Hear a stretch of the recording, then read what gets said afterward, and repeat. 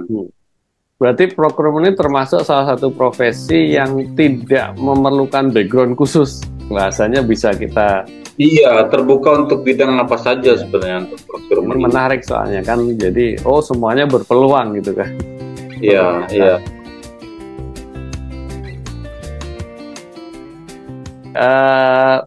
Nah, ini berikutnya berarti kita bicara mengenai profesinya tadi, Mas, procurement-nya ya. Tadi kan kita mendengarkan cerita menarik mengenai perjalanannya, bagaimana Mas Devi jadi seorang procurement. Nah, sekarang kita coba bedah nih, Mas, procurement. Pak, procurement itu sebenarnya apa sih gitu? Saya dulu aja juga awal-awal juga nggak tahu tuh, ada ya procurement gitu. Bahkan akhirnya saya juga belajar procurement tuh gara-gara saya kerja di sebuah perusahaan yang servisnya adalah menyediakan platform untuk procurement gitu. Jadi dulu apa itu procurement? Nah, tapi mau dijelaskan, Mas, dengan sesuatu yang mudah kita pahami sebagai orang yang awam mengenai procurement, Mas. Silakan, Mas. Ya, terima kasih, Mas Fajar. Ini juga pertanyaan saya yang awalnya juga seperti itu ya. Secara umum kita mungkin tahu bagian purchasing, procurement, bagian pengadaan, bagian pembelian. Kenapa sih harus ada bagian itu? Kan apa susahnya tinggal misalkan cari kita barang. perlu tinggal cari barang ya. Nggak perlu ada purchasing, procurement pun kita bisa beli sendiri kok. Nggak perlu ada satu departemen yang khusus mengatur. Mau apalagi sekarang semua tersedia online. Kita cari informasi online, sudah bisa kita beli. Nah, kenapa ada purchasing procurement ini? Yang pertama ya untuk mengatur ya, karena kan kalau masing-masing dari departemen divisi dia beli masing-masing, jadinya kan nggak terkontrol ini. Maksudnya budgetnya berapa. Kalau semuanya disatukan di procurement, kita bisa melihat, oh ternyata pengeluaran dari satu perusahaan ini nilainya sekian. Karena procurement itu kalau berdasarkan survei itu dia spend hampir 70% dari budget yang ada di perusahaan. Mulai dari pembelian barang, jasa, ataupun project.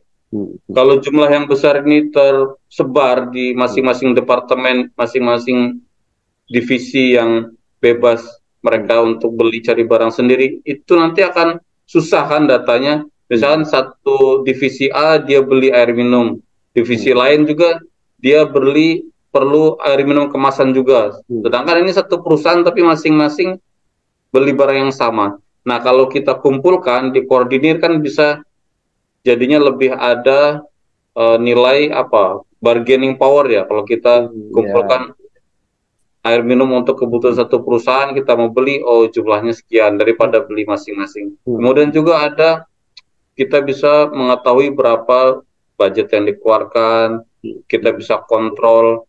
Jadi ya lebih terkontrol lah, utamanya lebih terkontrol dan bisa untuk menghemat. Jadi salah satu KPI-nya di procurement yaitu cost saving, bisa menghemat pengeluaran dari perusahaan dan menghemat budget. Jadi procurement itu sebenarnya sebuah profesi yang dibutuhkan perusahaan-perusahaan, pasti dibutuhkan sebenarnya. Ya kan, yang tugas dasarnya adalah tadi membantu untuk proses pengadaan ya, pengadaan pembelian barang barang dan jasa ya. Dan jasa kenapa juga harus ada procurement? Padahal user sebenarnya juga bisa melakukan itu sendiri. Fungsinya sebagai kontrol dari proses pengadaan itu sendiri ya, Mas. Terlepas dari tadi apakah proses budgetingnya atau istilahnya budgeting itu bahasa sederhananya perencanaan biaya lah, keuangan lah. Perencanaan biayanya ya kan ya. Perencanaan biayanya sampai penggunaan biayanya. Terus tadi kalau bisa dikonsolidasi, bisa dapat harga yang lebih baik ke vendornya untuk barang yang sama. Iya betul. Kalau kita beli banyak kan bisa dapat diskon lebih, bisa dapat harga lebih murah, atau dapat diskon. Dan juga ya mengurangi terjadinya kecurangan, karena kalau misalkan dari user beli sendiri kan dia bisa pilih, teman saya aja lah beli. Cincel lah ya. Cincel lah ya. Iya, oke. Nah, kira-kira skill apa Mas yang dibutuhkan sebenarnya yang dibutuhkan untuk seorang procurement itu gitu. Jadi apa yang harus dipersiapkan? Kayak tadi kan Mas Bevi cerita kalau untuk seorang engineer belajar hard skillnya macam-macam ya Ya, terkait dengan engineer termasuk bahasa juga. Nah untuk procurement ini kan apakah ada khusus atau nyemplung dulu baru nanti belajar? iya, iya. Requirement-nya apa sih? Oh, dicari seorang ABC yang bisa untuk bekerja di procurement gitu, Mas. Iya. Nah, kembali lagi ke cerita saya sebelumnya, saya join sebagai di bagian elektrik instrumen Hmm. di maintenance ya, maintenance department bagian perawatan di elektrik instrumen. Dan kemudian dari perusahaan perlu seorang buyer, seorang purchasing yang kerja di bagian purchasing yang memiliki background teknik. Kenapa memiliki background teknik? Karena sebagai seorang yang bekerja di bagian procurement atau purchasing, kita harus tahu barang apa yang kita beli. Oh iya, iya. Makanya tuh perusahaan pengen yang memiliki background teknik. Karena jadi misalnya nih, kita gimana mau jadi seorang pembeli yang handal kalau barang yang kita beli aja nggak tahu gitu. Nggak tahu bentuknya, nggak tahu Spesifikasinya. spesifikasinya. Ya. Iya. Jadi pengetahuan dasar yang pertama adalah kita memiliki pengetahuan terhadap barang atau jasa yang akan kita beli. Nah, kemudian untuk selanjutnya ya proses-proses pengadaan di perusahaan itu masing-masing kan ada prosedurnya, ada langkah-langkahnya. Itu bisa dipelajari, ada di ya banyaklah tersedia materi-materinya baik apakah melalui kursus-kursus atau di melalui webinar atau dari sumber online. Oke. Berarti untuk belajar skillnya sebenarnya bisa juga sambil jalan gitu ya. Artinya yang penting karena tadi kalau kebetulan posisi Mas Bevi itu kan bahasa teknisnya technical procurement ya, atau technical buyer yang memang harus tahu apa namanya barang yang mau dibeli. Tapi secara procurement sendiri ya sambil jalan bisa kok belajar kan itu ya. Bisa ya, Prosesnya karena tidak ada spesifikasi khusus kan yang memang harus dipelajari. Walaupun kalau nggak salah kan di dalam perjalanannya juga kan ada semacam apa skill khusus ya kayak sertifikasi tentang procurement segala macam itu Mas ya. Itu ya, bisa betul. nanti kan setelah. Iya, kalau untuk pemula ya sambil jalan aja, Iya, betul. mengenal dua hal dasar. Nanti kan bertahap akan ada lagi spesifikasinya di bagian procurement kan ada yang menangani soal pembelian barang IT, barang elektrikal, atau nanti ada yang menangani project. Jadi ya sejalan dengan itu nanti kita lengkapi dengan sertifikasi apa nih yang perlu. Misal kalau kita ingin terjun di project, ada sertifikasi di PMP atau sertifikasi lain. Nah itu ya bisa dilakukan nanti setelah kita memiliki pengalaman yang cukup dan kita tahu nih apa yang disesuaikan dengan kebutuhan perusahaan dan pekerjaan. Berarti procurement ini termasuk salah satu profesi yang tidak memerlukan background khusus. Bahasanya bisa kita. Iya, terbuka untuk bidang apa saja sebenarnya untuk Ini procurement ini. menarik soalnya kan, jadi semuanya berpeluang gitu kan. Iya, iya. Nah dalam proses ini Mas, apa tadi ya selama ini menjadi seorang procurement, apalagi di perusahaan asing di Timur Tengah ya, kan pasti ada performance indikatornya atau apa sih yang diukur gitu loh, dianggap sebagai ini bagus nih performance-nya. Itu kira-kira apa Mas untuk procurement itu yang diukur apa sih dianggap berhasil atau dianggap bagus? Kalau sales kan, omsetnya bagus berarti dia bagus gitu kan. Nah, kalau procurement apa Mas? Kalau untuk procurement secara umum, baik itu di luar negeri, di Timur Tengah ataupun di Indonesia, yang pengalaman yang saya ketahui, secara umum adalah bahwa kita bisa mendapatkan barang atau jasa dengan harga yang best value. Best value itu bukan berarti harga yang termurah, harga yang ada catatannya, ada lengkap tambahannya. Harga paling murah yang sesuai dengan kriteria.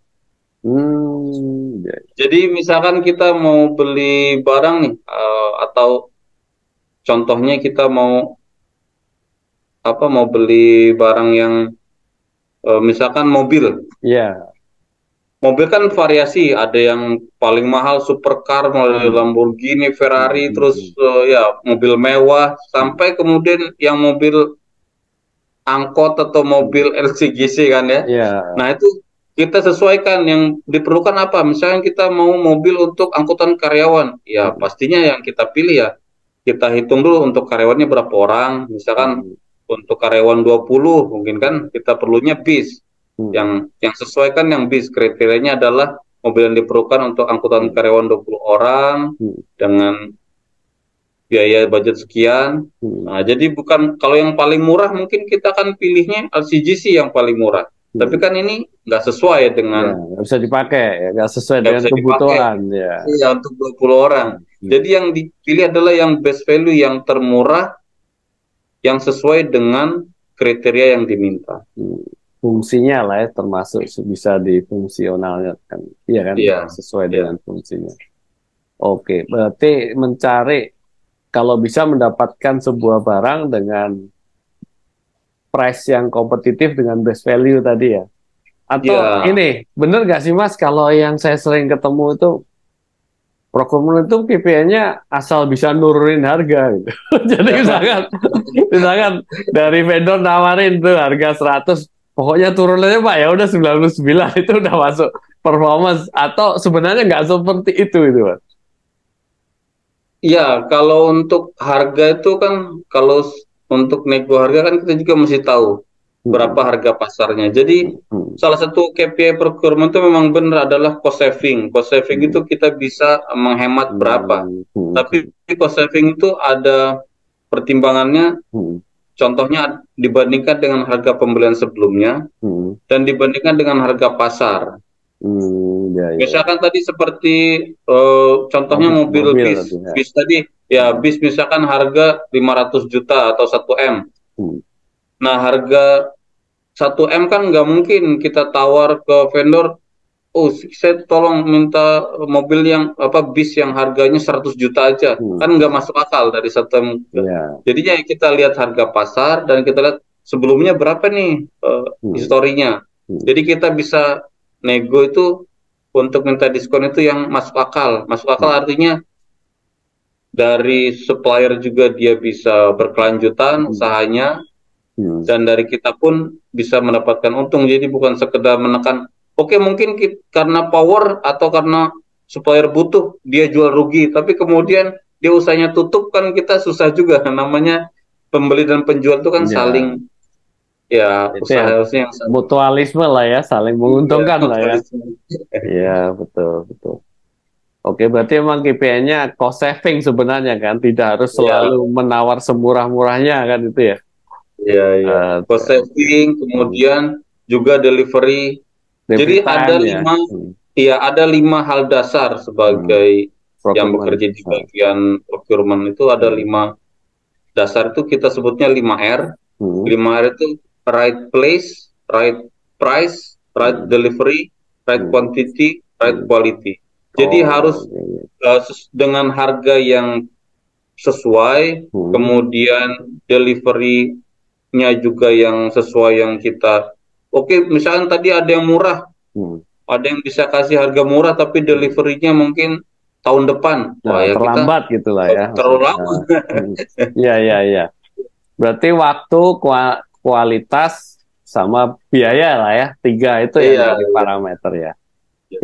Oke. Dan place juga penting ya. Place ya, tempatnya. Karena kan misalkan ada yang barang murah, kita misalkan posisinya di Jakarta, ada barang murah tapi di Papua. Kan nggak tepat juga gitu. Iya. Biaya kirimnya mahal juga akhirnya. Iya. Itulah 5R hal dasar. 5R. Oke. Menarik sekali Mas Bevi ceritanya tadi tentang procurement ya. Memang yang menurut saya sejauh yang saya tahu procurement itu adalah profesi yang pasti dibutuhkan di semua perusahaan.